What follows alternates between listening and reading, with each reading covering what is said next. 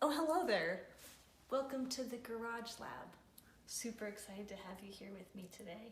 First things first, miss you guys a lot. It's weird not seeing you all the time. But I am super glad that we get to try this new and exciting fun stuff for us here today. So this is the first piece that you should be watching here today. As you watch, you're gonna need two pieces out with you. The first piece you're gonna need is this guy, your Earthworm dissection guide. It might or might not be on a green piece of paper, but it was inside that mega packet that I sent home with you last week. You're also gonna want your Earthworm dissection lab data packet, which is definitely on a green piece of paper. It's got some boxes on the top and a diagram of an earthworm on the side. As we move through our dissection here today, you're gonna wanna be filling in those blanks as we go. If for whatever reason you lost that green piece of paper in the last couple days, there's a copy on Google Classroom that you can do electronically. Okay, let's get started. My lab assistant here today, as we begin these dissection diaries, is my sister Delaney. She loves earthworms. Hello. She's here to help me film today. So here we have one of our super cool dissection pans and a gigantic earthworm specimen, which is much larger than those red worms that we looked at in class last week. This guy here has been sitting in formaldehyde for a little bit, so it's a little bit tricky to see some of his key features. So in order to keep him kind of in place and make our lives a little bit easier, we're going to start by pinning our cool guy down. Before we do though, if we take a look at this guy, we'll notice that he's got kind of some distinct coloration. We have this guy over here, which is like a darker, like kind of like a purpley color. And then on the reverse side, this underbelly side, is like a lighter color. What we're gonna do is lay him down on his belly, which is this lighter, kind of flatter side. See, this is the belly part. This is the part that would rub against the earth.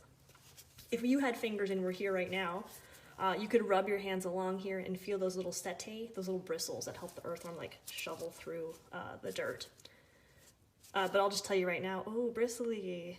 Incredible. Ooh, bristles. Bristles.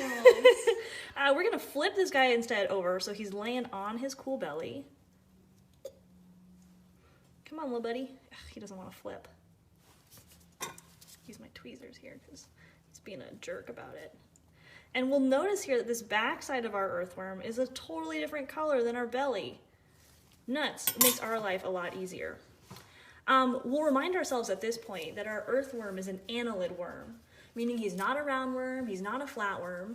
Instead, he is segmented, and if we look really closely, we can see some cool segments here on our earthworm.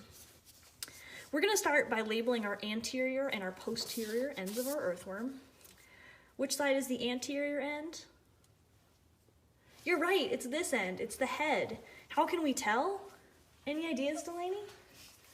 I don't know. A good question. You can tell because it's got the little clitellum here at the top. So this clitellum is that scarf-like structure that we could see super easily. Or maybe, no, this is your clitellum. This is your clitellum here. It's closer to the head. I like to call it the scarf because its job is to basically tell us where the anterior end of our earthworm is. So here's our anterior end. We can make like a little A and its juices there, which means that this guy here is its posterior end. It's its butt. We're going to start by pinning our earthworm down just to make our lives easier. These are our super cool little dissection pins. We're going to put one pin here towards the anterior end, right in his mouth. And then one pin towards its posterior end, which is down here, towards its butt. We're going to use this just kind of keep him nice in place for us. I find it's easier to kind of give me a little bit of an angle rather than going like straight across, just to make things easier for us. So at this point, if you're filling out that green sheet, you're going to pause the video here and draw me a nice picture of a segmented earthworm with two pins in it. And you're going to label this end here, the anterior, and this end here, the posterior. Make sure you draw for me that clitellum so that it's obvious which end is your head and which end is not your head. I guess you could just pause the video. I don't need to like physically pause in time. We're going to now kind of figure out how many segments our earthworm has, which, to be honest with you, would be a real pain in the butt to try and count all of them. So we're going to do some quick maths here. My dissection buddy, Delaney, is like super good at math, so she's going to help us out. We're going to take one of our super cool dissection rulers, which is just a ruler that is covered in lamination. And we're going to count the number of segments in 1 centimeter because we're scientists. We can choose any centimeter along the way, it doesn't really matter. But we're going to let's just say like arbitrarily about right here. It's a little bit tricky to see. Maybe my cameraman will zoom in here for us. So if we're looking at this segment here, or section, I guess, we could say that there is 1, 2, 3, 4, 5, 6, 7, 8 segments in about 1 metric centimeter. Now let's see how big is our earthworm as a whole. Thank you, cameraman. We would say he's about 15 plus 10. I'd say he's like 25 centimeters long. Quick, Delaney, 25 times 8. Quick maths. 106, 16, 4... 8 quarters? 200. All right, that's a good question for you to pop onto your paper here. This next piece is how many segments does our specimen have? It's 8 times 25. That's good. This is like a good test to see if you're paying attention.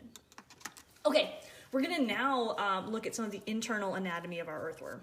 We're gonna start posterior to our clitellum, so more towards the butt.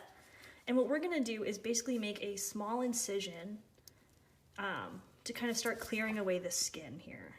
So we're gonna I'm gonna use also my pointy tool, if I can get it out.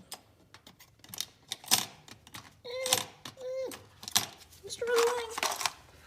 Whoever designed these kits did like a good job of making sure you could never get the tools out. All right, pointy tool, scalpel. I'm kind of gonna hold it like a pencil, and I'm gonna start here posterior to the clitellum, and I'm gonna kind of cut in like sections. I'm gonna cut like about 1 inch at a time, or 1.5 centimeters at a time. Man, for being new scalpels, they're certainly not super sharp. Oh, nice, we got it. And then what we're gonna do is take our forceps or tweezers, and we're gonna kind of peel the skin apart. Gosh, this is like a stubborn earthworm. Oops, I went a little too deep, but that's okay. It's pretty dark. There we go. Delaney, do me a favor. Can you reach in and get the other scalpel? We're gonna try some quick changes of material here. All right. Oh, awesome. We're making some good progress. So this guy's hard to cut through because he's pretty muscly, which is actually really cool because if you think about it, all an earthworm does all day is like dig around in the dirt. He's got to be pretty strong, and it's kind of cool. All right, one more pin. Is this fun, just like looking at my blue hands? Hi, guys. All right, and then we're gonna kind of peel this guy open. So you'll notice here that when I made my incisions, I actually did kind of a poor job, and we see a lot of this like blackishy stuff coming out and about. This blackishy stuff, thank you for the scalpel, stuff that we're looking at here is because I accidentally ruptured the intestine. Might be, guys, might be. What is it that earthworms eat? You're right, soil. So what we're seeing here is basically partially digested soil. And if we start to clear it away a little bit, we'll start to see this guy right here. It's a little bit tricky to see, but it's this like, awesome. It's like this guy right here.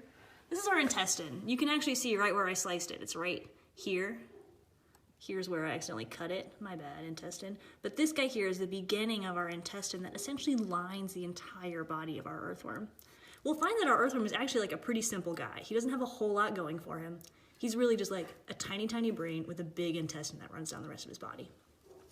If we kept going and we did this to the entire posterior end of our earthworm, all we would find is our intestine. And quite frankly, that's just like a little bit boring. So we're gonna move forward towards the head portion of our super cool earthworm because that's where all of his exciting organs are.